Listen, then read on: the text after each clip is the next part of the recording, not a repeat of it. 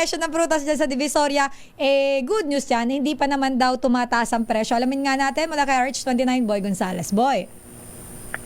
Sister L, Ninong Lakay, Dayo Makalma. At medyo wala pang pagtaas, Lakay, yung presyo ng prutas sa Divisoria, sa Carmen Plana, sa Binondo area. Ayon kay Mang Jojo, ang negosyante ng mga prutas, malakas na kahit papaano ang bentahan sa ngayon, pero mahal sila. Lakas pa rin ito sa pinaka-weekend, itong bisperas ng Pasko. Dagdag ni Mang Jojo, mas mabenta talaga ang mga prutas, lalo na yung mga bilog. Isang linggo bago ang pagsalubong ng bagong taon. Ang presyo ng mansanas, Lakay, 20 pesos hanggang 25 pesos ang kada piraso. Yung 25 pesos, Lakay, medyo malaki. Sa red apple naman, 35 kada piraso para sa green apple. Ang peras, 30 pesos ang kada piraso. Ang poncan, 10 piso, may 20 pesos.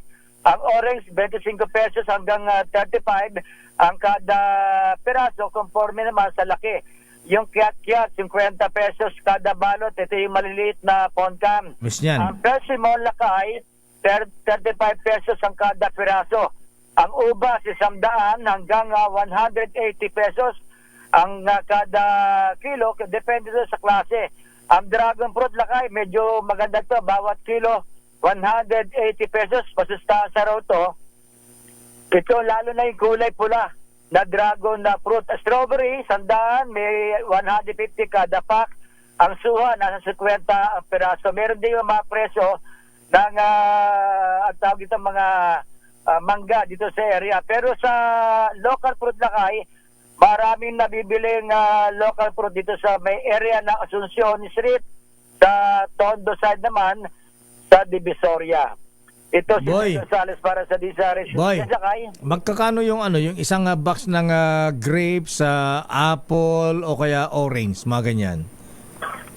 Pagka-box, Lakay, pagka bibili ng box, Lakay, mas maganda doon sa pinaka-warehouse nila, Lakay, dito sa may malapit sa may Parola. Makakamura doon isang box ng ubas at mansanas. Magkano? Pero sa ngayon, wala pa ang presyo ng ubas at mansanas kada box. Mas mura doon, Lakay. Conforme rin sa laki. Kapag sa isang box, makakamura pa dahil sa merong isang box may 100 piraso, ang isang 100 piraso isang kada box. Pero merong 150.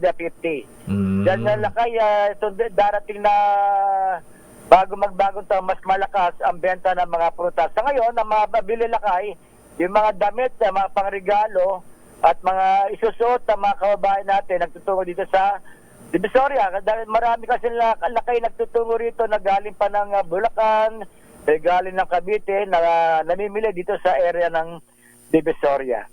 Ito si Boy Gonzales para sa Disares, una sa Pilipinas, una sa Pilipino. Maraming salamat, Ninong Boy G. Gonzales, Lacuna, Dumagoso, Versosa.